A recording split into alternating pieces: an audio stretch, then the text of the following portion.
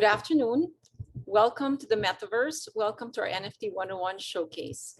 I'm Tricky Lopa of Art Fair Philippines. And before we begin, just a few reminders. There will be a question and answer portion throughout the course of this conversation. So please feel free to type in your questions at the Q&A button, and they will be taken up sometime during the conversation. Our NFT 101 showcase is part of Art Fair Philippines project section, which is co-presented by BPI, the Bank of the Philippine Islands. We'd also like to thank our education partners, the Ateneo Art Gallery, Museum Foundation of the Philippines, and Art Review. Today is the last day for Art Fair Philippines, and this is the last in a series of talks and panel discussions that we've organized throughout the Art Fair's 10 days, which focuses on NFTs and which is also part of the Art Fair's focus this year on digital art. So it's our pleasure to end with a conversation between one of the curators of the Welcome to the Metaverse section and an artist who has been making his mark in the global crypto art scene. An artist, incidentally, who I've only tuned into on Clubhouse, and of course I've seen his work. So it's great to finally put a face to his voice. But to get things going, let me bring in Colin Goltra. Colin? Hey, everybody. Hey, thank Hi. you, Tricky. Yeah, hi, everybody. Welcome to another segment of the Art Fair. Yes, so Colin, of course, is our co-curator, and he also co-owns Narra Gallery, and he is the director for Southeast Asia at Binance, one of the world's largest cryptocurrency platforms. He runs Speculations, a blog which has quite a big following, and his thoughts have also been featured in the Wall Street Journal and the New York Times Magazine. And in fact, Colin and our guest for tonight have both been featured in the New York Times just the other day. So, Colin, I will leave you to get started with our special guest. Thank you very much. Thanks so much, Tricky. Hello, everybody. And so this is Colin. Thanks, Tricky, for that lovely introduction.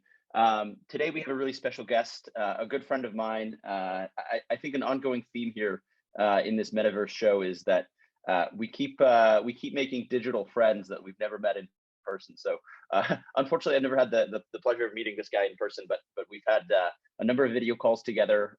He's interviewed me, and it's quite nice to now return the favor and interview him about his work, his process, his journey in the crypto art scene.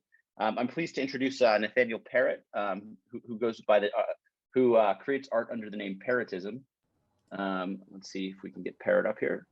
Hey guys. And what's up, man? Hey Parrott, how's it going, man? Yeah, thanks so much for Good. joining. It was awesome to get you to come here. Yeah, so I guess today we're going to chat primarily about the global crypto art scene, what it's like as a young artist, a young creator, if you will, in the metaverse. I think a lot of the talks we've had so far have definitely featured around the Philippine and Southeast Asia experience. Certainly relevant for Art Fair Philippines, but you know, I think we are keen to get really a global perspective because I think in many ways I think this crypto art thing is a borderless movement, right? So awesome to have you. Awesome to have you today, man. Thank you for having me. I'm super excited to be here.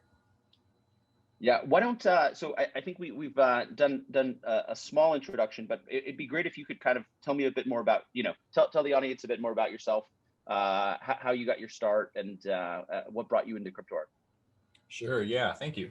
So my name's Nathaniel Parrott, and my artist name is Parrottism.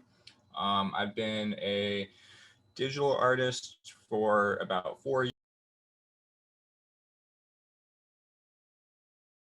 Up on a year now. So I got my start into digital art about 4 years ago. I've been a musician all my life, and I needed album covers and like tour posters and stuff. So I started getting into 3D art to, like, you know, do that for myself, to like work on my branding. And I just didn't have enough money to pay other artists really to do that for me. So I watched some YouTube tutorials of Photoshop and Cinema 4D, and really started to fall in love with the process of it. Just like music, I found that it was a really great way to express myself and like I've always had cool ideas of visual stuff in my head, so having an outlet for that was really, really fun. So yeah, I've just been doing that for about 4 years now, pretty heavily. A few years ago, I started doing it as like almost a full-time job through client work. People hiring me to basically do the same thing that I was doing for myself, whether that was like concert posters, album covers, logos and branding and stuff like that. So yeah, and that was pretty cool. And I was working towards being like a concept artist for video games. That was kind of my end goal as a career path. And then about a year ago, I heard about, I've been following Glass Crane, another wonderful artist in your collection, for a while now. And one of our mutual friends was telling me about his time on Super Rare. He just like got on Super Rare and was telling my buddy about that. So my buddy told me about that. And I started to like look at the website. At first I was like, this sounds weird. I don't know. And checked out the website, learned about NFTs and crypto art and how those things intertwined. And so I said, okay, I'll give this a try. It sounds pretty cool. And I applied to Super Rare, got accepted, and started posting art on there without really knowing too much about what it was or the space. Totally. So from there, I started like finding all these other really cool artists that were on Super Rare, finding their like Twitter accounts, Instagram accounts. So I started checking them out and following them, and found a really, really cool small community of people who were really welcoming, really forward thinking, and like wonderfully creative. And so I felt at home and started just interacting with them a bunch. People like you, people like Ferocious, people like Glass Crane, and it was just really awesome. And then somehow over the course of this year, it just blew the hinges off the door, and it's become this like mainstream thing. And now we're in the New York Times. Yeah, totally. Yeah, and I guess maybe a sneak peek of today's agenda. You've had, I think, you've benefited quite a lot, especially from just being an early community member and really and really participating actively in the community. So you've been, I know you have a podcast which you run with Roger. You've also done quite a lot of you've done a number of the Super Rare spotlights. So you actually interview guests on behalf of Super Rare. You've interviewed me as well, and so it is nice to have the favor, to return the favor to you. And then I think it'd be great we're going to probably go over a number of the different collabs you've done with artists like Ferocious. You were actually just in both in the New York Times and in New York itself. I know. You guys recently had a bunch of displays up in Times Square and other parts of New York where a number of the kind of prominent artists in the movement were displaying. Thank you very much. You actually just participated in the Nifty Gateway drop with Narra Gallery this past week, which was a lot of fun. And there's been a number of other kind of just I think pretty prominent shows. And of course now you're here in Art Fair Philippines, and I assume this would, a year ago, this is not something you would have ever expected to come out of the crypto art scene, but maybe an easier way to ask is like, what was it like in those early days of Super Rare? I think before, not even before it went mainstream, but before it was even really, whatever's before mainstream, right? When it was the super early adopters, what was it like at that time? Yeah, well, let's see. So about a year ago, I got on Super Rare, and I like I said, went on Twitter to find like all these other artists and collectors. I was like super curious about the collectors because I've always known, in the traditional art world, there were people that would collect paintings and stuff. But this was the first time I've heard about this happening with digital art. And so that really intrigued me. I was like, who are these, people? I assume they'd be different people than the collectors in the traditional art world, like probably people who were into cryptocurrencies and stuff.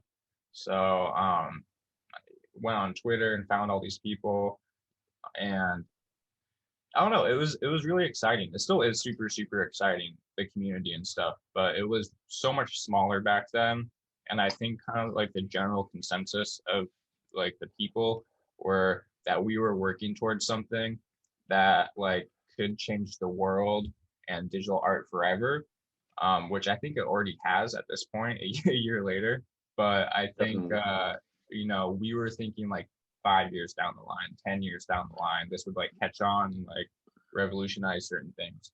So it was a really exciting time because you kind of felt like you were part of a secret club where like we all had this belief and continue this belief, but we felt like some of the few people that had this belief that this like technology would reshape the way the world thinks about art and thinks about digital ownership. And it was, I don't know, it was super exciting, man. And Yeah. it's just crazy how fast it all changes. Totally, yeah. Something actually, a comment you mentioned there does bring to mind. There's a favorite sort of investor from Silicon Valley of mine that he really talks about how like the great movements, right? The great disruptive movements. So, and of course, he's talking about startups and stuff, but revolutions, movements, artistic movements, certainly they start with a small group of people, and they feel like they have a secret, right? And Yeah. some secret about the world that people don't understand yet. And so, basically the way you're describing that early crypto art and super rare era definitely feels like it has that energy, right? Where it's a secret that to be true, and and the world just hasn't discovered it yet, right? Yeah. Yeah. Fantastic. Yeah, I do recall actually specifically when I first encountered your work, and I'm going to try to share the screen here a little bit so we can go through some of your work together. Here we go. Can you see my screen? Yeah, Yeah. sure. So I do recall specifically when I discovered your profile on Super Rare. So I am honored and lucky enough to have a few of your pieces. Yep. Where I actually discovered you was my good friend Gabby, who's my Yep. co-owner at Narra Gallery, and he has this incredible series of yours here, which I've actually not seen work like it since. But it's these androids here that they look like kind of old timey movie posters. Absolutely beautiful work. So you can see Gabba Shears, my colleague at Narra Gallery. My colleague at Narra Gallery and co-curator. He has these three works. You look at the prices now, and in hindsight, great deals on all of them. Can tell me a little bit more about these pieces, because I think something you do really, I think that captivated me about your work was that you did a great job of character building and world building, right? So you really get some sense that these are trying to tell a story instead of just create a piece, right? Especially in a series like this together. Yeah, this is probably like a direct inspiration from just what I was shown throughout my life. Like growing up as a kid, my father was like kind of connected to Wizards of the Coast a little bit, which is they do Magic Cool. Gathering, and they do Yeah. a bunch of other stuff. So like growing up when I was like 8, 9, 10, I'd go and to this like hobby shop with him, and we would play like with all of his friends Dungeons and Dragons, Mech Warrior, which is like this little figurine game with a click counter where you roll die, and all that sort of stuff. So it's like really, and all those like brands and companies have, in my opinion, some of the coolest art.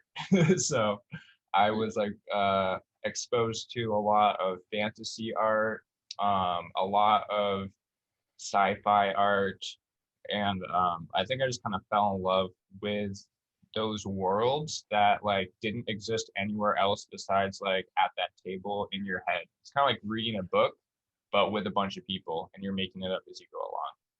And so Totally. I've always been fascinated by world building and like the kind of like stories and memories that can come out of those experiences. So when I create art, sometimes when I create art, it's just cathartic, and it's just, I'm expressing whatever I'm feeling. And then other times I'll try to like really capture a certain emotion or a certain story. So like in this case with these three that Gabby collected, this was just an idea that I had. I've always been really inspired by old movie posters, magazine covers, and I just love like how they look today, especially older ones. where you look back and it's kind of like wrinkled or like coffee stained and stuff. So this was just like my take on that, all in Latin, because I feel like sometimes English lettering can take away from a piece a little bit or add to it. But a lot of my work is I want it to be objective. I want people to like look at it and have like a reflective sort of feeling to it, if that makes sense.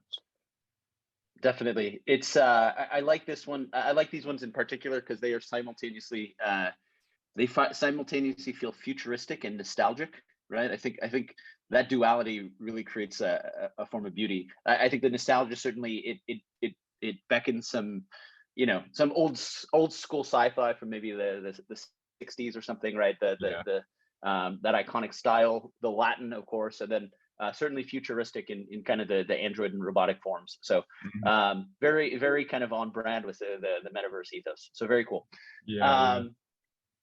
Yeah, going through, I think if we have time, it may make sense to come back a little bit. I've got your collection pulled up here on both Super Rare and then Showtime, which has also been a great one. I do have real quickly the Forest Spirit, which is not like one of your main canonical ones, but I kind of twisted your arm into giving me a freebie, and so sorry about that. But yeah, no. Can you talk about your?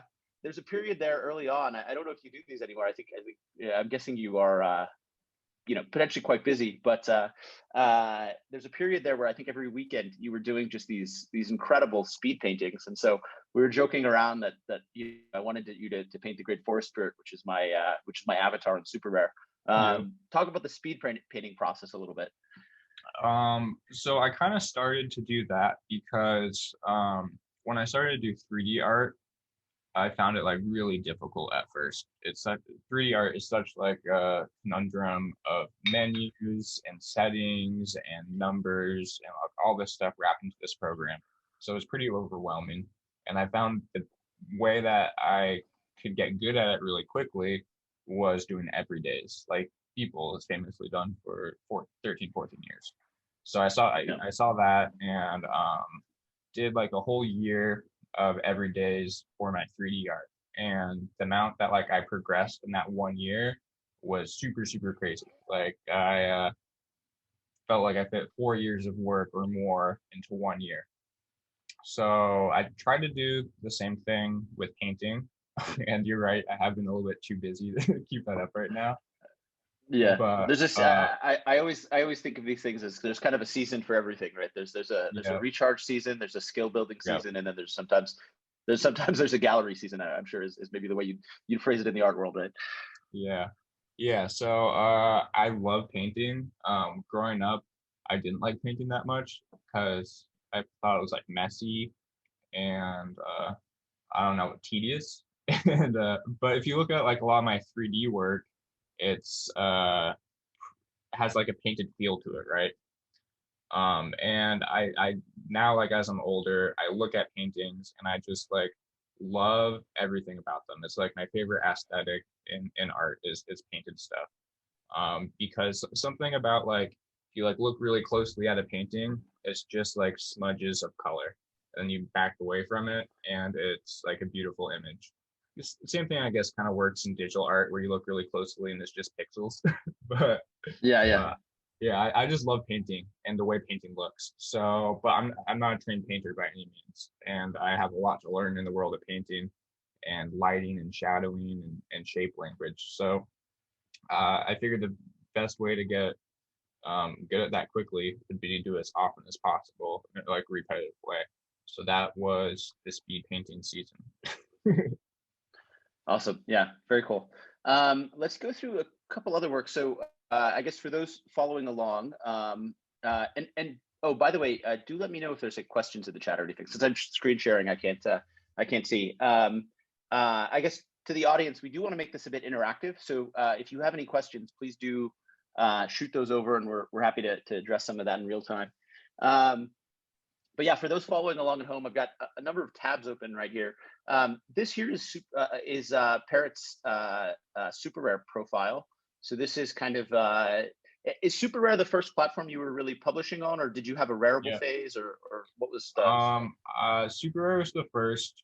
I did have a small Rarible phase when it started to get really popular. I kind of used Rarible for editions because super rare is famously 1 out of 1 editions. Just one token can exist, and Yeah. I I do like have this thing where I want other people who like might not be able to afford a 1 of 1 to have something of mine in their collection.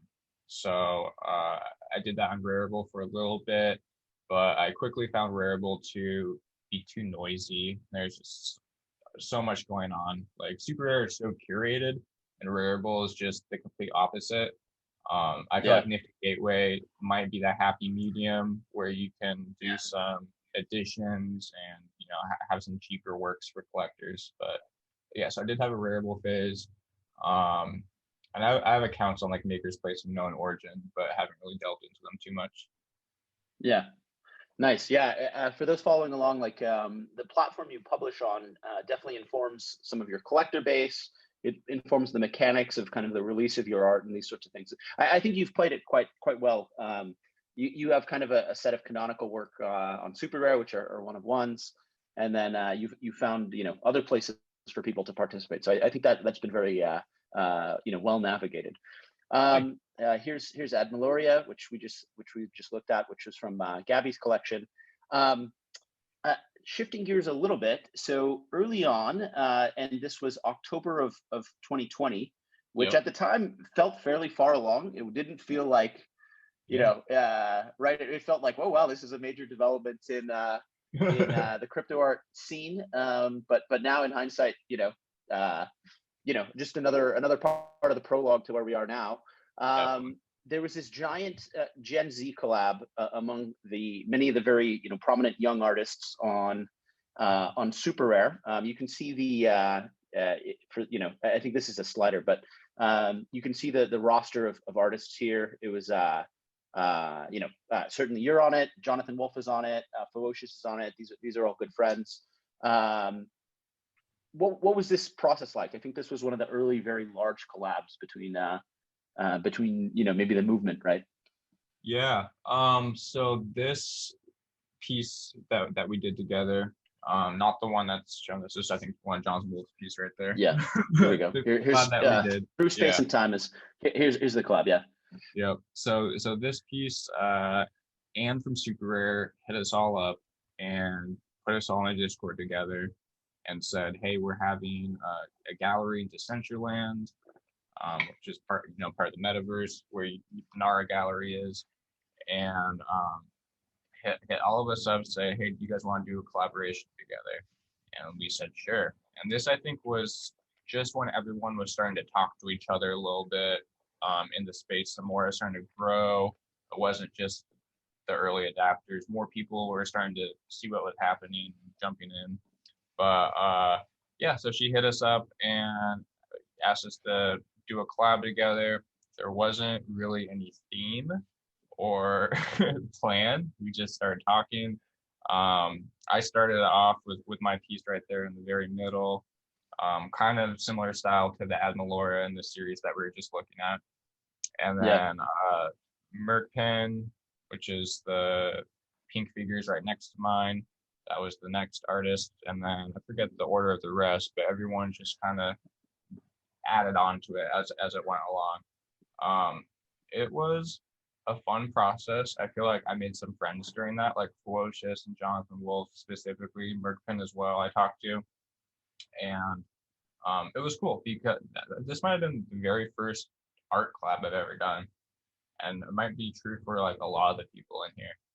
So it was like a messy process and somewhat uncoordinated, but I think it's just like a beautiful reflection of the time and the mind state that we all had as this, crypto art space is starting to evolve and blow up. Definitely. And something Gabby and I touched on when we did, so earlier in the, I guess last weekend, Gabby and I did like an intro to Narra Gallery, and we toured people around, showed a number of different sort of works that are hanging there right now.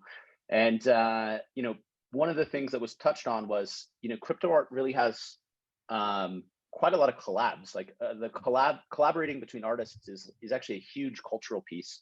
And I think certainly that happens in the traditional and digital art worlds, but I think it's so much more prevalent in our community. And I think part of the reason for that is that we take parts from the art world, we take parts from the digital art world, we also take parts from the internet, right? And so internet creators, right? If you're like a TikTok star, or if you're a YouTuber or something, right? Like it's pretty common. You say, hey, we both have channels. We should do videos with each other, these sorts of things. And so in many ways, I think that cultural piece, at least, is very native to the internet, right? Which really really speaks to the creator movement. Yeah. So I like this piece in particular. First of all, I'm shocked it's not sold. I think it's one of the great undiscovered gems of the thing, because you get a lot of artists who've done, commercially at least, who are great at their craft, and then also commercially have done very well in the crypto art movement. There's if there were a crypto art investor or something in the audience, this is maybe one of the undiscovered gems.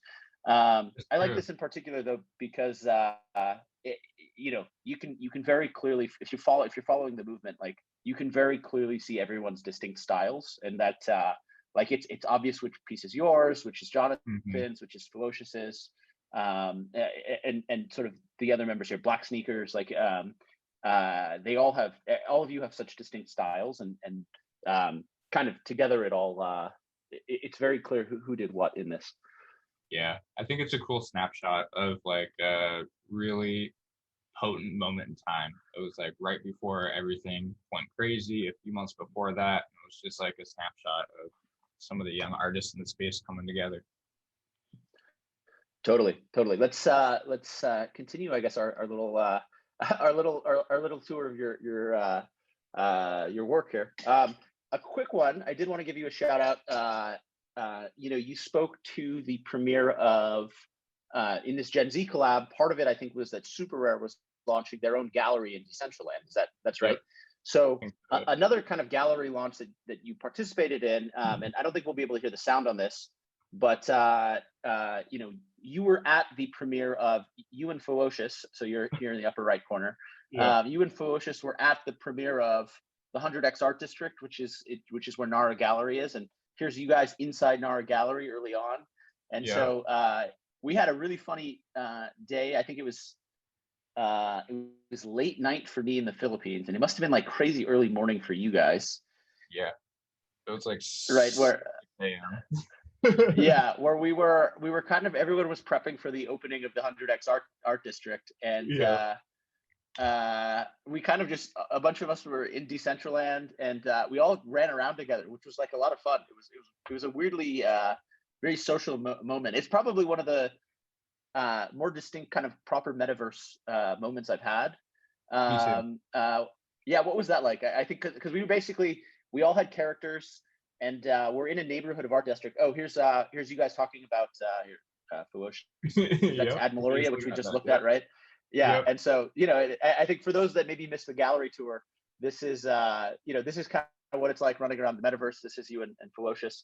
Yeah, I thought that was kind of a fun snippet, because we were in a neighborhood of we're in an art district full of galleries, and so we were running around, and people had done some really crazy stuff. There's Jonathan, another friend, and yeah, I guess, what was that like? I think that was a lot of fun for me, certainly. It was a ton of fun, man. We did like with the Gen Z collab, we did that thing in Decentraland, but that was in October, and this was February, I want to say. Yeah, it was like the very end of January. I think it was like February 1st, something like that. Yeah. So, this was like, I think, one of my only like proper metaverse experiences, where it felt like I was like literally just hanging out with all you guys at the same time. Yeah. Which is what the metaverse, promises and hopes to be, is like to give that experience of social ability. And it literally just felt like I was hanging out with all you guys, except we had a chat in the box, and I kept getting like booted from the server and stuff. Yeah. The technology's not fully there yet, but for me also was a moment where I weirdly felt very present, right, in the in the metaverse, which is cool. Yeah, it was a proper kind of virtual friendship experience. Yeah, it's really Cool. cool. But yeah, I added this one to the show notes here last minute. I know maybe I didn't brief you for it, but It's all good. yeah, I just remembering this moment, and I thought that'd be a good kind of transition. Yeah. A next step here, and I think I think I'm getting the chronology of things roughly correct. We're doing, I guess we're doing a bit of a career retrospective in the crypto art Yep. space, and then we'll get, we'll get to at some point some questions, and we can talk about where we think this whole thing is going. I think, is this another career moment is you, Ferocious, Odious, and Jonathan Wolf had your own nifty gateway drop. What was that like? And I think here's some of the work here. I think you had all had, I think successful, kind of drops on your own, and I think there's quite a lot of collaboration here. Talk about what this was like here. And I will. This was honestly one of my favorite experiences in my life, because it just I felt like this so much. This felt like the kind of beginning of everything taking off, and it happened simultaneously with crypto art and NFTs as a whole hitting the mainstream. Like, this drop was right in the middle of that. Like, the People's Christie auction was going on, and so like the timing of it was crazy. And so let's see, it started with Fiwo hit me up. Actually, me and Fiwo ran around in VR chat one day, speaking of metaverse experiences. And so VR chat is a app for Oculus, where it's kind of like a chat room in a world you can explore, kind of similar to Decentraland.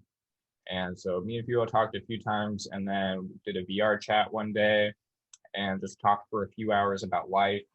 And I was like, cool, this kid's awesome and like smart and wise. And we kind of like started talking a little bit more after that. And early December, Ferocious hit me up and was like, have you ever had a Nifty Gateway drop? And I said no.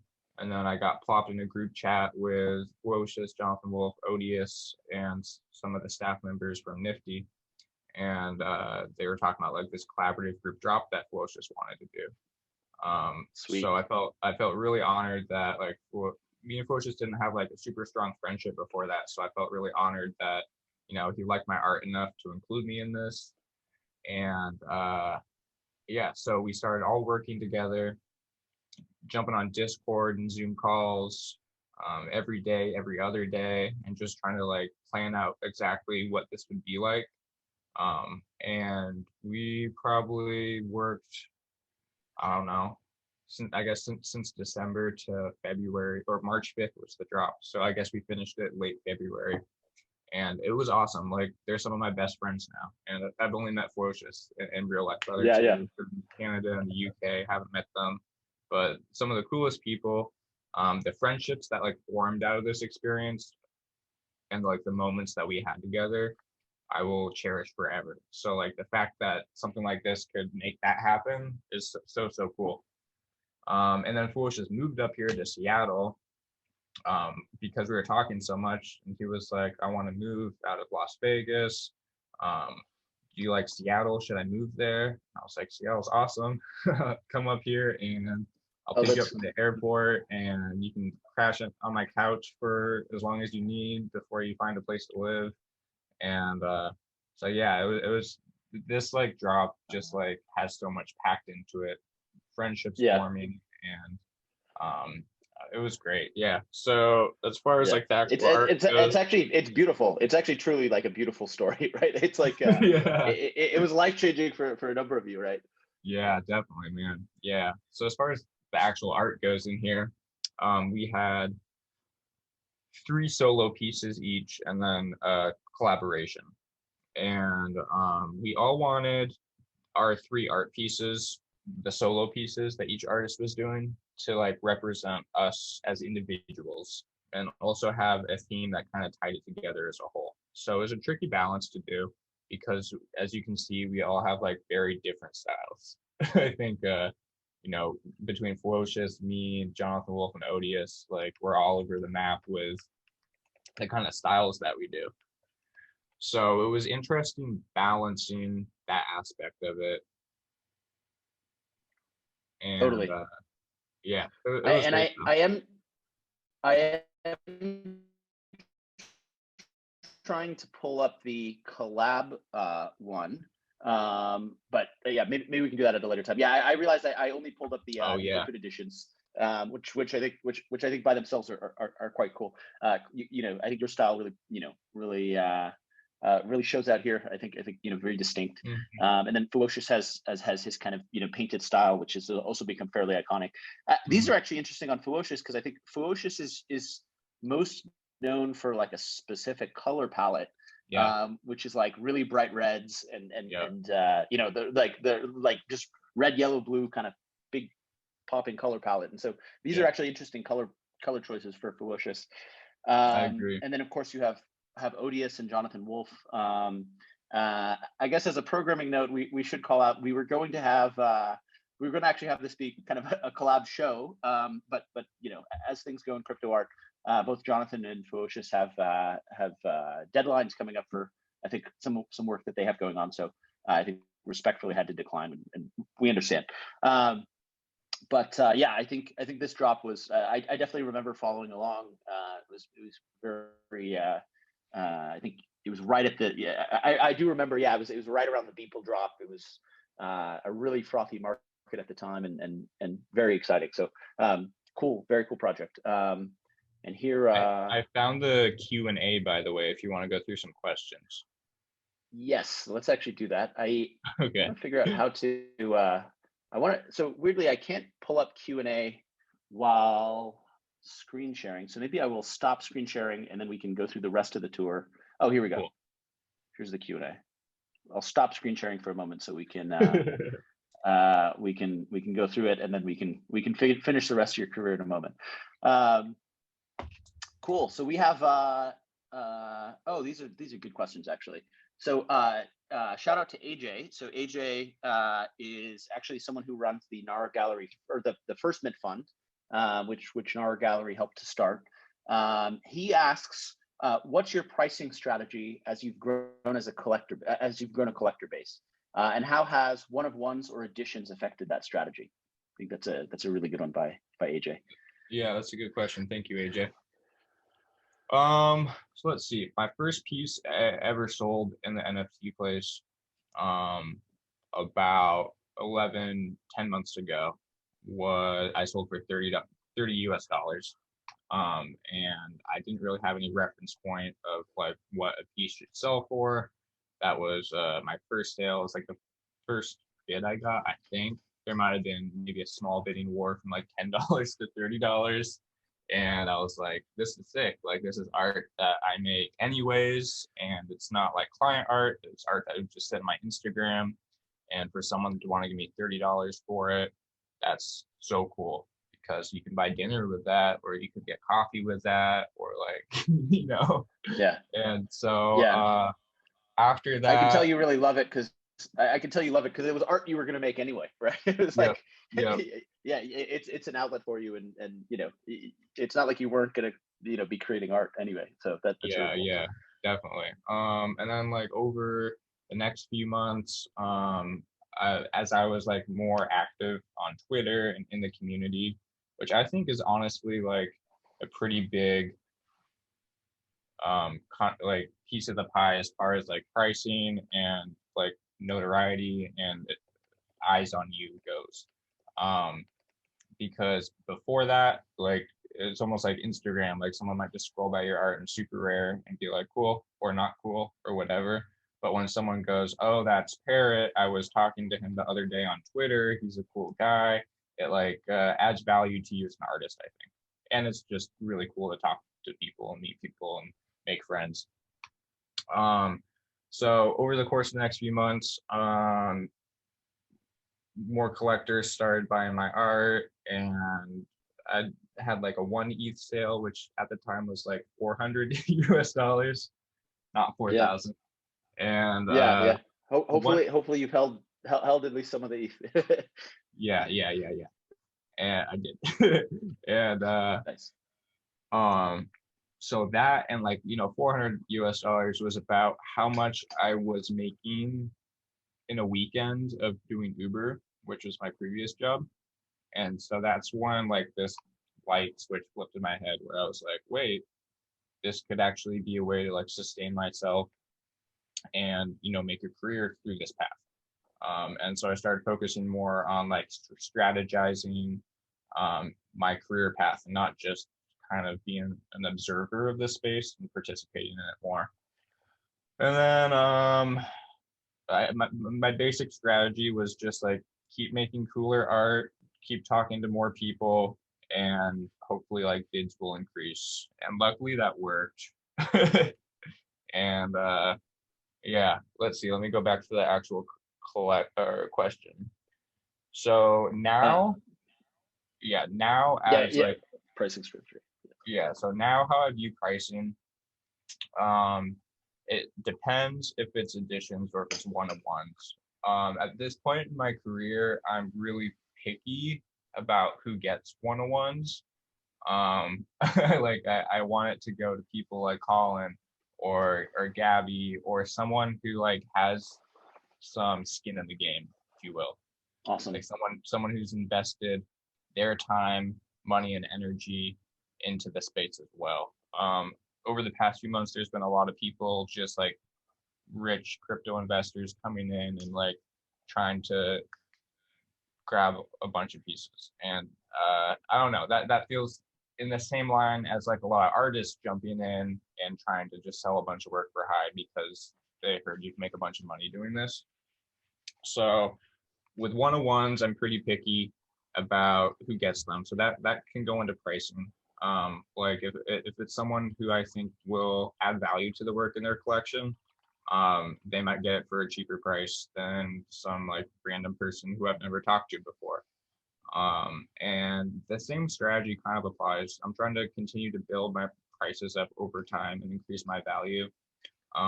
Sometimes it can be hard to know what that is, and I've made mistakes before as well. Like I've regretted not selling some things, I've regretted selling some things. It's still like such a new market where I feel like there's such a large amount of speculation and price discovery still happening to this day. And then you couple that with it being linked to Ethereum, and Ethereum is so volatile, especially this year, mostly up. But like when Ethereum goes up and suddenly like 10 ETH is $40,000 and not 20,000, then you're like, okay, well, do I cut my price in half, or is my art worth double as far as USD goes? So it's I don't know. Sometimes it's just like a day by day kind of thing, and yeah.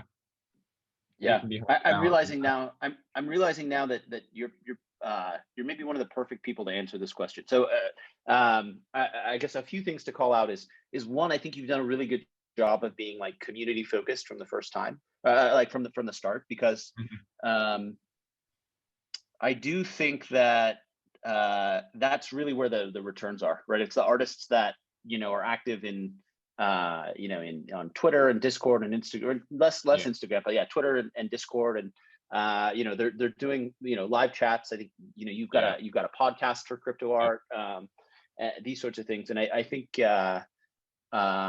it's a very positive sum community, right? So it's like if you're a participant, you get your name out there, you're trying to help other people, you know, your value grows naturally. And then I think it's great to hear that, especially kind of as you've come into your own and seen some success. It's great to see the way you've evolved how you think about who collect, you know, about, you know, being strategic about collectors and being choosy about what work gets minted and these sorts of things. And so I think there's actually a lot of lessons to take away there.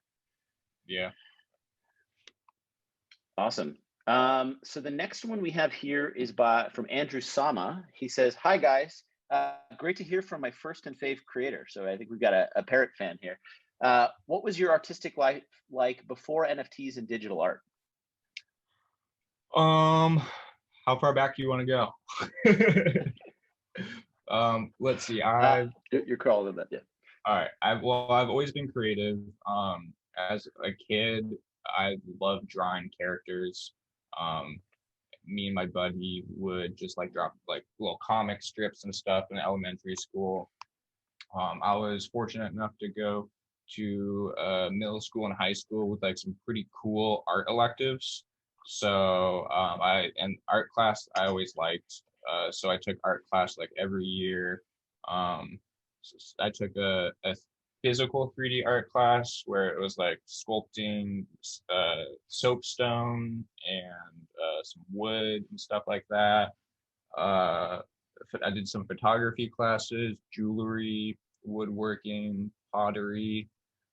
So I've always been creative, and I started making electronic music on my computer when I was 11, which was like my main hobby slash career path slash creative outlet until about 4 years ago when I started creating 3D artwork. I kind of gave up on like visual art, I think sometime in high school, because I saw some other kids and they were just so much better than me. I was like, wow, at least I got music. But Yeah. so it was really awesome rediscovering my visual creative side. So yeah, That is something I do notice about a lot of the like kind of career crypto art people. Like they very much are they just need a creative outlet, right? It's not you know, in many ways it's all the same thing, right? So like yep, not the same thing, but like many are gifted musicians, you know, many are gifted visual artists, but then also 3D, you know, maybe digital painters, and then also 3D artists, and um, there's a almost like a tinker mentality where it's yeah, like people they have a natural kind of creative urge, but then they storytelling is another one, right? Like a lot of people almost do comic style, like you know, world building, like in sequences and stuff. And so there's a lot of kind of that stuff where there's just some sort of outlet that's needed, and yeah. there's a lot of different, you know, expression, you know, digital expression mechanisms that or methods that kind of intertwine. Is that a fair assessment? I think so. Yeah. I mean, like if I was on like a desert island and was stuck there, I'd figure out some way to make art. Yeah, cave paintings, maybe. Yeah, exactly. Yeah, go all the way Exactly. back to the beginning. Yeah. Awesome. Next question we have is from Jojo Ballo. He says, "Hi Nathaniel, can you share a bit more on your creative process regarding your digital music and your digital paintings?" So this is, I guess, a great segue from what we were just talking about. Do Great. you tend to keep the two disciplines separate, or do you work on them at the same time? Thanks. And that's from Jojo. Cool. So I'll answer the first part of that first. With my music, I use Ableton, which is a program for creating electronic music and all sorts of types of music. You can record instruments into there as well. I started making hip hop beats when I was like 11, and then turned into more electronic style dance music as I got older. Um, felt more creative to me because I could make full songs and do like all this crazy stuff without any vocals or anything. Um, as far as digital paintings go and like 3D stuff, I use Cinema 4D for a lot of my stuff. A lot of like post work and painting in Photoshop. I had like a small little screenless Wacom tablet that I've used for most of my work, whether it's like touching stuff up or just digital paintings. Now I have, you can't really see it, one of the big Cintiqs. And I I've been working on so much more art than music this year because of the way things have been going. So I haven't like right now, I guess the two disciplines are somewhat separate because I've been doing like 95% digital art this year rather than music. But in the past, it's been back and forth. Like I'll work on art and get inspired and work on music, get inspired and work on art. And sometimes I look at my art and like can almost hear what it would sound like, or I'll make music. I'll be like, what would this look like? Be able to kind of bounce back and forth between the two mediums. Awesome. Yeah, that's a cool one. Yeah, let's answer these last two questions, Yep. and then I guess let's go back to your career retrospective, I guess. These two questions are actually somewhat related. So the first one is Yep. from Judy. She asks, and I'm happy to jump in here and help to answer this one. She asks, so what's the future of NFTs in terms of its non-sustainability? The elephant in the room. And the second one from Nitrofox says. What are your thoughts about alternative platforms with cheaper and eco-friendly minting fees? Do you think it will affect artist values in the same ways? And I'm happy to speak a little bit to the NFT and energy consumption thing. Yeah. So, okay. So this narrative originally got out from a site called NFTs.WTF, where they are concerned about a specific part of Ethereum in terms of how it sustains its network, which involves electricity consumption. So a few things.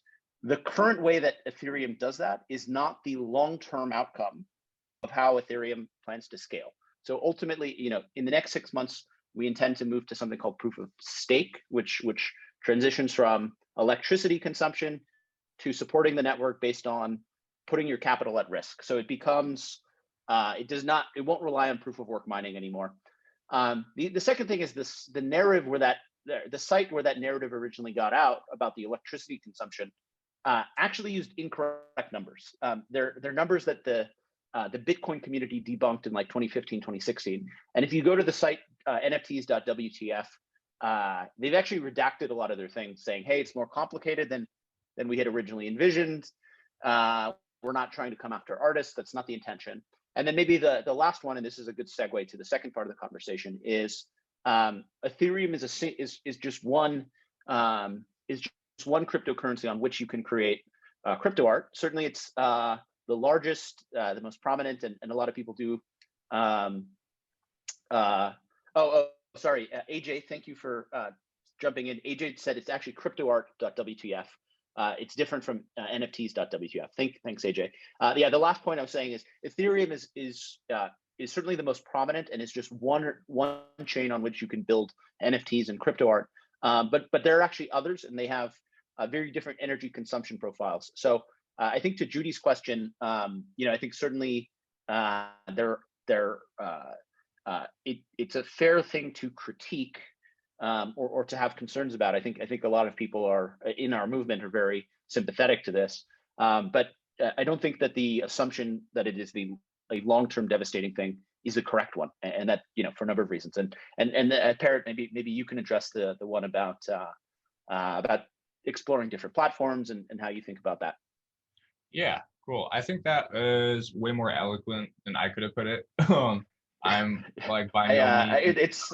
It's I've had to speak to it before. Yeah. I'm by no means before crypto art and NFTs, I didn't have that much experience with blockchain technology or Bitcoin. A little bit, I knew about it and like looked into it some, but it wasn't a large part of my life. So I don't feel like I know enough to really speak that much on it. I've seen the figures from that website when they first came out. I followed the conversation from it. I've seen both sides, rebuttaling against each other.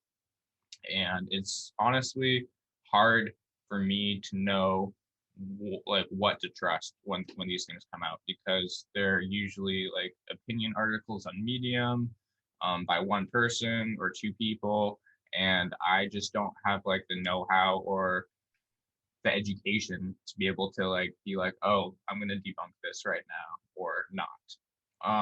I've talked to people who are more experienced than me, and have heard that Bitcoin runs on 75% renewable energy, which I think is great, and that a lot of the energy that's using is wasted energy that wouldn't go back into the grid itself.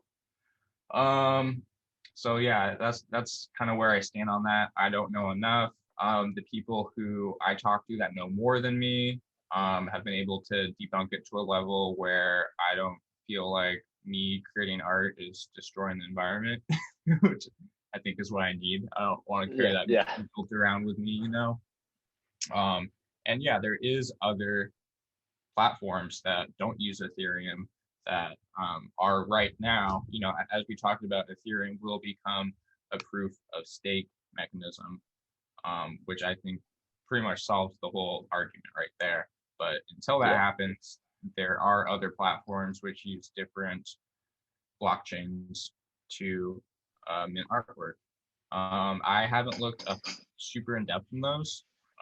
Most of the, like when I started making crypto art, it was just Ethereum. That was just a year ago. And I haven't had that much time to look into the other marketplaces that use different ones. Most an eternity in crypto. Yeah. most of the collectors and artists that I've seen are still using Ethereum. So once again, I don't have enough knowledge on these other places to speak to it at that high of a level. And with that, I haven't talked to that many people that know more about that than me, where it comes to these other marketplaces. I don't know if it would affect an artist value. I'm not sure. I want to say no, but some collectors might only want to collect on Ethereum. How do you feel about that? So yeah, I mean, I think 2 points. So and then let's do some more career review stuff. 2 points. Yeah, I think as a collector, cryptocurrency projects rely on these things called network effects, right? So you want art that is published on the platform with the highest liquidity, right? Because it means the value will maintain better. There will be a market if you someday want to resell it, that sort of thing. So, yeah, all of crypto relies on network effects, right? The bigger the project you are, the more likely you are to succeed longer term, right? Unless technologically it doesn't keep up or something, which is a risk. But the larger the project is, the more people use it.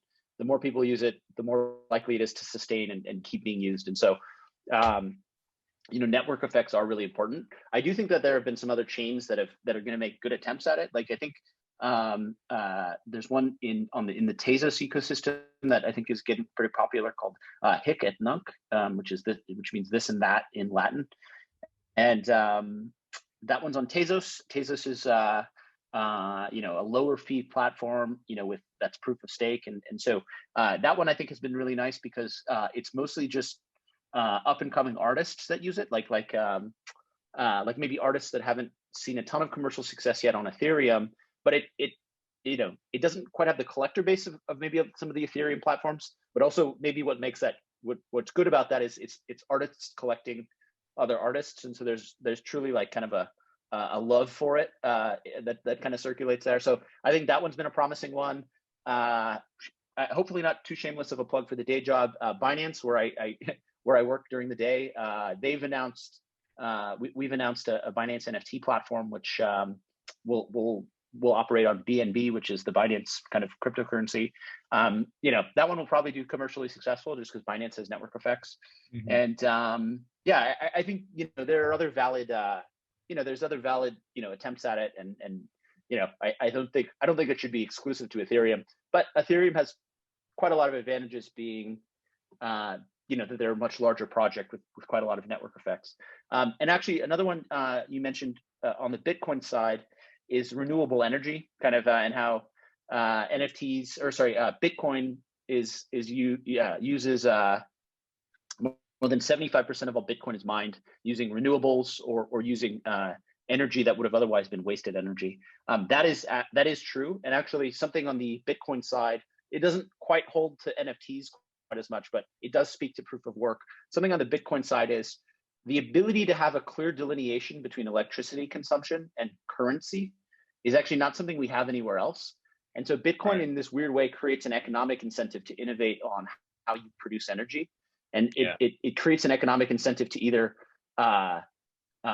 waste less energy or produce energy more cheaply. And so in this weird way, like there's I don't know if it's true, but there's extreme pro Bitcoin people who think that Bitcoin itself, by using proof of work, is going to usher in the economic model, the economic investment model to achieve nuclear fusion. I think we live in kind of we're a community of tech utopians, and so actually solving some of the economics of that in a weird way, it does lead to investments in renewables. And so one last example of that is in Norway, there's this major billionaire who's like an energy billionaire, and he's basically pivoting parts of his business model to mine Bitcoin because there's now a clear there's like a clear model between between sort of electric production, consumption, and value creation, if you will, right? And so in this weird way, it's actually triggering the investment into, renewable and sustainable energy sources. And so, yeah, I think it's certainly, I think our community is mindful of the economic, of the environmental impact, but I think it is a little more complex than people make it out to be, and potentially actually there are parts of it that are, that create favorable economic and environmental outcomes. But certainly the near-term consumption of it, is not something that we should dismiss. But longer term, it actually is potentially a complex issue. There's one more question in the chat, but let's actually hold off on it until maybe after a few more, a few more steps here. So I think where we last left off here was your Nifty Gateway collab. By the way, are you seeing my chat in the corner here when I share screen? Or no? No, okay. Just your browser. Okay, cool. So yeah, so here's, exactly. This is, one of the open editions I think you did as part of the drop. Here's Ferocious's. I think next up, this one was fairly recent. You had the Sentinel series, which was actually just like a week and a half ago, right? So tell us about this. So this was after doing a collab on Nifty Gateway, you then got your own show, which is actually, I think, a career milestone for many in the many in the crypto art world. So tell me about this. Definitely, yeah. So after my collab drop, I was talking with Nifty, and they wanted me to have my own solo drop. So I started like brainstorming. It was interesting too, because like I had, I guess, my introduction with the collab. So I wanted to do something that really had me stand alone as an artist. And so I wanted it to be conceptual, kind of like what we were talking about earlier with the world building and storytelling. I didn't want it to just be like a random collection of artwork. I wanted it to be something that reads like a book or a movie in a sense. So I started working on it. The healer in the top right was the first piece that I created for it. I took, I don't know how long, maybe like a month, just like brainstorming ideas and creating art until I created something that I felt like I could expand a whole story out of. So this was that piece. I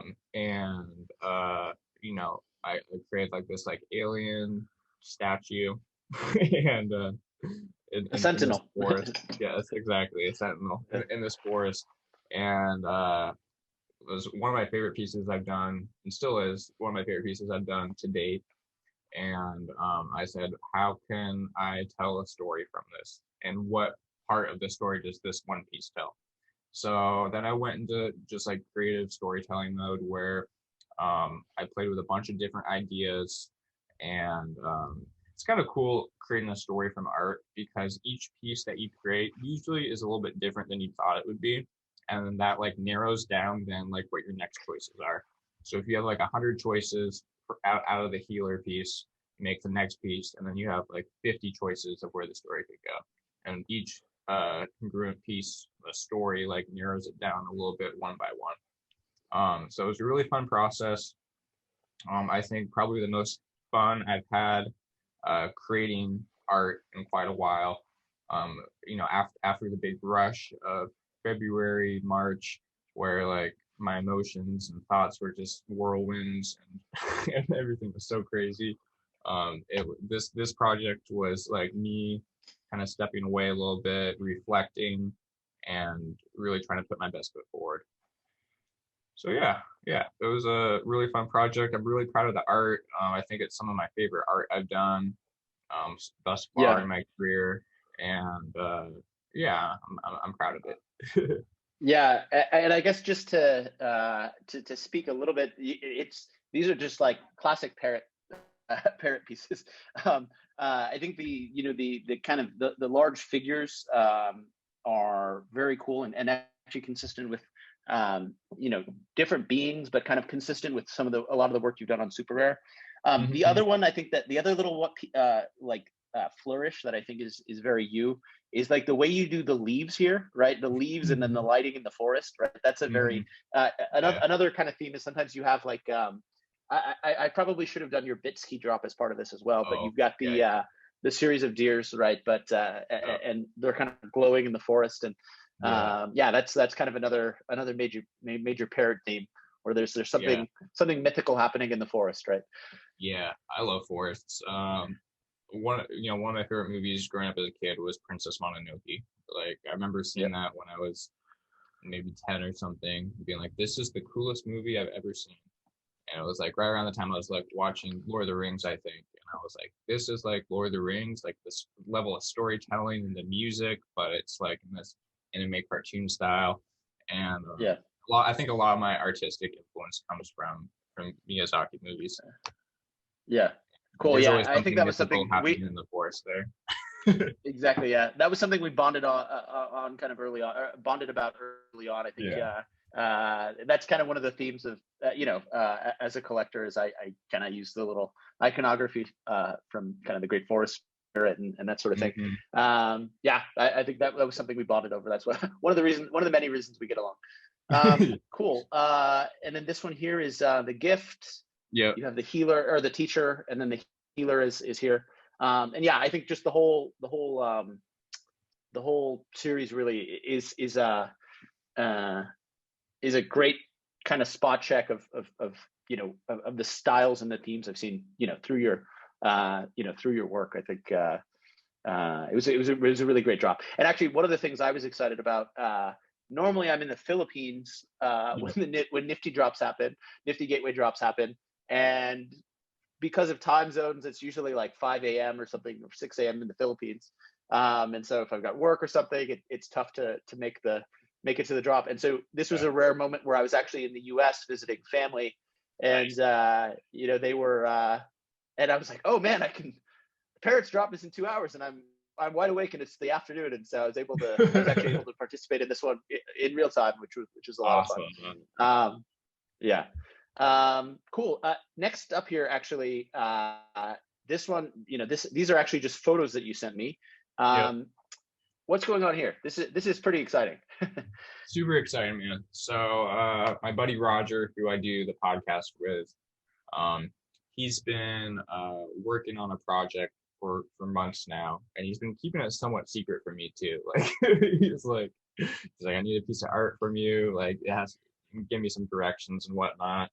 And Roger is such a community-oriented person as well, and like really there for the growth of the community and the artists. So I've been super pumped to figure out what he's working on. And I probably know more than most people because we talk off air a lot, but still don't know like all the details for this. So he had me do some art, and he was like, hey, if you get the art in by this date, I can include it in like this really cool promotion. And I was like, bet, got you. So I sent him the art, and earlier in that week, he was like, it's going to be in Times Square. I was like, oh, okay, cool. Like I've never been to New York before, so I've seen Times Square movies and stuff, but I was like, that sounds awesome, dude. I didn't really know like the scale of it or anything. And then me and Fiwa were in LA to record a podcast earlier last week, and it was like 2 a.m. West Coast time. Roger gets up at like 5 a.m. So he hits me up on Twitter, and he's like, today's the day. Art's going to be in Times Square. I was like, oh, really? I was like if I fly out there right now, I'll be able to see it tonight. He was like, yeah. And I was like, all right. Oh, man. So at like 2 a.m., caught a flight from LA to New York, and first time ever going to New York. Slept on the plane the whole way over there. Had a buddy pick me up at the airport. He dropped me off in Times Square. It's just like the movies, honestly. Like people and like the pizza and hot dog stands and like so many billboards like I've never seen in my life. Just giant LED screens. And met up with Roger there, and met some other people. Matt Medved, Curran 4D, Brian Brinkman was there. Sergito on Twitter, he was there, and Gavin Shapiro. I'm probably missing a few other people. And Victor was there, right? Victor Mascarar was there. No, Oh, I know his art was displayed. Okay, I know his art. His art was displayed. Yeah, there was I want to say like was 50 Fuck Render there? No, they're in Canada. Okay. Yeah. Oh right, yeah, they can't. I guess it's COVID times. Yeah, it's too bad. Yeah, it would have been really cool to meet them. But yeah, so we just all waited for this went live at 8:30 p.m. New York time, and it was like this whole trailer of all this art and these quotes, and it was is that trailer this one here? We won't be able to watch it with sound, but is that this one here? Yep. Okay, yeah, awesome. Right here. So for those interested, the domain is artifacts.art. And that's Roger's project, which it's still very mysterious and not many of us know about. But yeah, here's that billboard. This one actually is really cool. The projection on the bottom of the bridge. I think as far as the photographs go, this one might be my favorite, with the boat in the front and city in the background. It's very beautiful. It's centered very well. Yeah, it is. Yeah. It was really cool to see everyone's art up there. There were trucks going around the Times Square with these big LED panels on them, driving around, playing the trailer with the sound on. And it was magical. Definitely the best excuse to visit New York for my first time and meet all these people. Meeting Roger was so cool. We talked so much on the podcast, and seeing him in real life, I was like, no way. Yeah. This is about as close as I think you can get to a crypto art fairy tale. literally taking the car directly from the airport. It's being dropped off in Times Square like in a movie. Yeah, that's awesome. Yeah, very cool. Yeah, and here's one more billboard here. I think this is the Times Square McDonald's, it looks like. Yeah, it's a big one, man. I think that might be the biggest billboard in Times Square. So it wasn't just these little billboards. It was everywhere on these giant 40-foot billboards of bright LEDs. It was crazy, man. Yeah, as a collector, I certainly my intrigue is piqued. What's Roger up to, man? This is a big splash, right? It's a great way to start off. Awesome. Okay, yeah, thanks for that. Next one we have quickly here, which is kind of a bit of a shameless plug for both of us. This past week, we're going through your whole career, and then these things here are in the span of the last week and a half, right? So I know, yeah. What's happened? This past week here, we were actually featured in. You and I both were featured kind of as part of the movement generally. We were featured in the New York Times Magazine by a really brilliant writer named Clive Thompson. A lot of our friends were in the article as well. Very prominently featured. I understand you got to meet Clive, which I think is rare. I think the rest of us just kind of interviewed with him, on Google Hangouts or Zoom or what have you. If I come to understand correctly, you actually got to meet Clive in person and interact with him. What was that part of the process like? Yeah, so I kind of just lucked into the whole thing, I think, because he flew out specifically to meet Felocious. Being Fio just has such a cool story that totally it's just such a uplifting and inspirational story. So Clive flew out from New York to Seattle to interview Fio, and Fio was like, you should come up and he'll interview you too. I was like, maybe.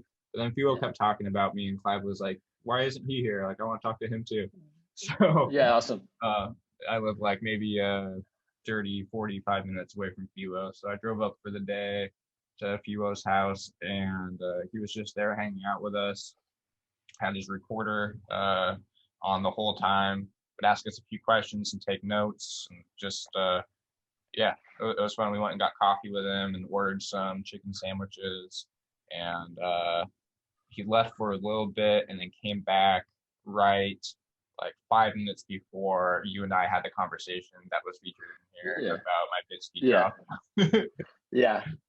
I should have had the Bitsky drop as part of this show. I don't want to, but there's plenty to cover here. But hopefully it's not too out of touch. But I think one of the things our little interaction there that we kind of got a good laugh at was you had this very successful drop on another NFT platform called Bitski. And there was one that I really liked. There was a really cool one of one about this like glowing deer in the forest. That I think again maybe it speaks to some sort of Miyazaki theme. And I had work. I was like I had a bunch of work calls and stuff that afternoon, so I wasn't in crypto art collecting mode. And I'm on from the Philippines, we're on a different time zone than a lot of the collectors in the US and Europe. And so I was like, okay, I'll get back to this later. Like I'm sure it'll still be up. And then I come back and I'm like, Zonted, I think it was Zonted, who's another very prominent collector, another very prominent collector with his own sort of gallery. He came in and swooped it, and I go, no, I can't believe Zonted did that. And he was even kind of provoking me a little bit, like, Goltra, where are you at? Like, I thought you would have gotten this. And then so jokingly, kind of behind the scenes, I told you like, oh, you should have charged more for it. So Zonted wouldn't have swooped in on me or something. Anyway, we can maybe link this article in the chat. I think this does, I think really, really beautiful job of just kind of capturing all sides of the movement, right? So certainly the excitement and the hype, and the excitement and the way it's been very positive kind of in the community side, and the way it's helped artists. And then I think he does a good job of kind of making it measured and talking about the hype, the speculation, the financialization of everything. I think it's not he tries to paint an unbiased and full picture, which I think he does a great job of. I think it's pretty accurate. Yeah, totally. Maybe one last, I think this is the last, this is the last coverage thing. And so this is a bit of a shameless plug again, although the series is now done. Of course, we wouldn't have had it any other way. Gabby and I had our own nifty gateway drop for Narra Gallery. And again, this was just this past week. I think everything we've covered here is generally in chronological order. Gabby and I had our own nifty gateway drop for Narra Gallery. And we picked, we each picked 6 of the artists that I think, there was a lot to choose from, right? I think we're very community focused, but six of the artists that I think we've gotten to know best. And I was, very thrilled that you said yes as part of this. But yeah, we did this nifty gateway drop. This is actually currently in Narra Gallery for those visiting. This is on the 5th floor. But yeah, basically, you did the rat.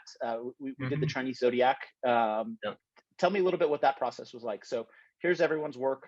And then I guess that's a programming note. Here's Parrott's work specifically. He did the water rat. And then together, we put all the works on this wheel. As you can see here, it actually also has sound. But yeah, basically this is a Zodiac wheel and it spins, and this was sold as a one of one. And what was that creative process like for you? What was it like interfacing with some of the other artists? It was really awesome, man. I've looked up to Glass Grain and Android Jones for so long now, them just being kind of the same community as me. I've seen Android Jones do like work for Tipper over the past probably 10 years of my life or something close to that.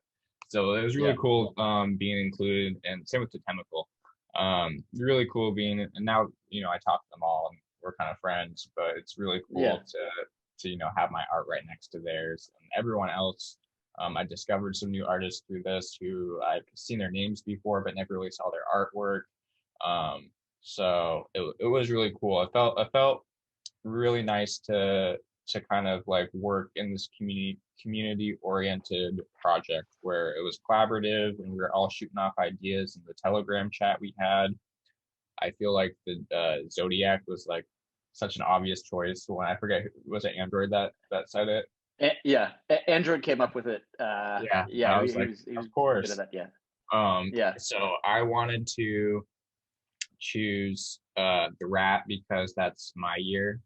I'm Year of the Rat, and also because I like when I saw that I was like, oh, this might be tricky. Like I don't know how to make a rat look cool. So it was something that like pushed me out of my comfort zone a little bit, which I felt like I kind of needed.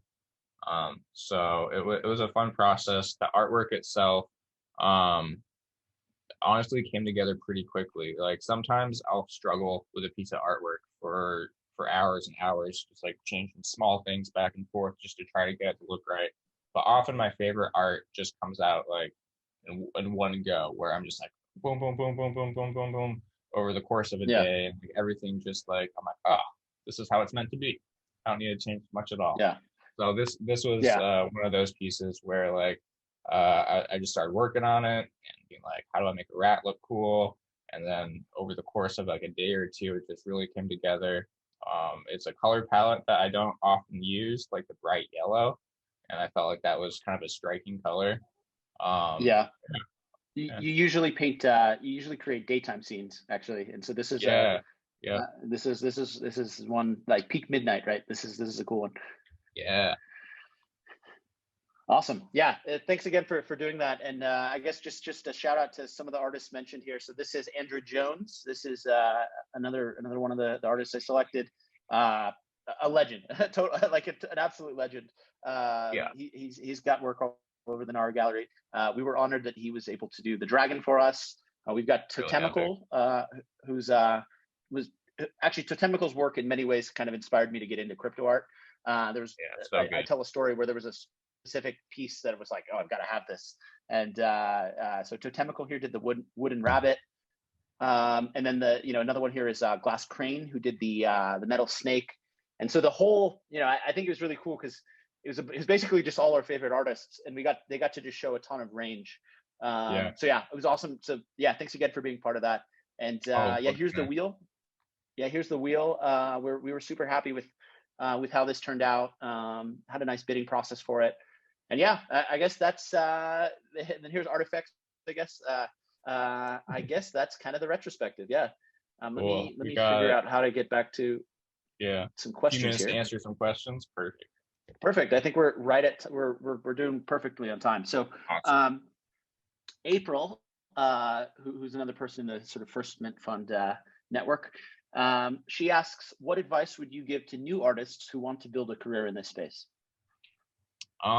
Interact with the community. I think that is like the biggest thing that's helped me coming into this space. I didn't have that much like big career moments at all before crypto art. My social media was pretty low. I had like 200 followers on Twitter. I just like rebranded my music project, and so I think I was at the right place at the right time in the sense of finding NFTs early, which helped. But I know a lot of people who were in crypto art before that or right around the same time who didn't see, I guess, as much success.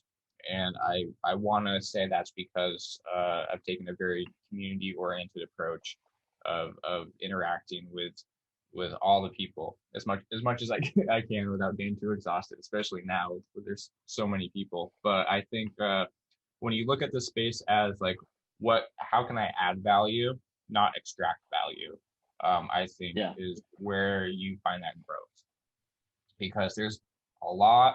This is such a new space. There's so many opportunities to do stuff that no one's ever done before. That was something I kept saying to myself when I first started getting into this. I'm like, wow, I can do something that no one else has done before because the space is so new and this technology is so new. And I think when you look at it like that, you'll like find so many paths to go down in this space. But yeah, just like community. There's so many cool people. There's a lot of noise right now. Find creative ways to cut through that noise while like staying true to your authentic artistic self. I think there's a lot of people trying to like outsmart the system or the community or something, and I hardly ever see that working. Like, just be honest, friendly, and active in the community, and I think that's where you find the most growth. I've seen artists come into this space during the peak hype in March, and were able to like grow a career right out of that, cut right through the noise because they were so active in Discord, Twitter, Clubhouse. And I've seen a lot of people try to come into this space and kind of get rejected by the market because they don't do those things. So I really do think community is a huge contributing factor to artist success. Yeah, I'm glad you answered that way. I think another thing I would say is that look, the NFT cycle is it's gonna boom and bust and boom again. Like it'll come and go. The crypto market is very volatile. But if I think if you, in many ways, that emphasis and focus on community, I think it's going to help you build a career in a very sustainable way, right? So even when it pulls back, you've got relationships with collectors and other artists and platforms and people you can collab with, and so I think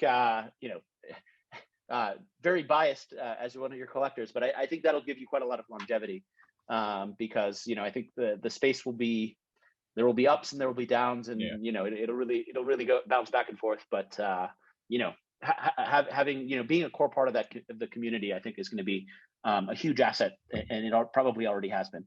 Yeah. I guess an open question, and I think people are rightfully pointing out that it was supposed to be quite a bit more forward thinking or forward forecasting. What do you think's next for the space? Like, how do you think how do you think that the crypto art ecosystem plays out over the next, maybe the next year, the next 5 years? Like, where do you think it's all going? Man, my opinion of that is constantly changing. Just because of how fast everything's happened so far. You asked me that this summer, I would have said like maybe in 5 years, like we'll be in auction houses or something like that. But that's already happened. So I don't know. I think I don't know. It's a story that we collectively get it right. So it's going to depend on what happens, I think, to the crypto market. If the crypto market takes a big bearish dump, I think that's going to open up a lot more room for opportunity and creativity in this space. I think if crypto goes up a whole lot, it's going to pose its own set of problems. I think we're going to start seeing artists that use the NFT and blockchain as a medium more, kind of like what Pac's done. I think we're going to see a lot more artists doing stuff similar to that, where they say, hey, look, this is new technology that we can intertwine with our art, not just use as a platform for art that could go on Instagram, that could go on all these other websites. Like NFTs are so cool because they're smart contracts. Like, how can we incorporate that into the art itself, and how can we tell a story with that? I think that will happen more and more, especially as like the initial hype wears off. I think it's going to open up a lot of creativity for artists to do things that have never been done before.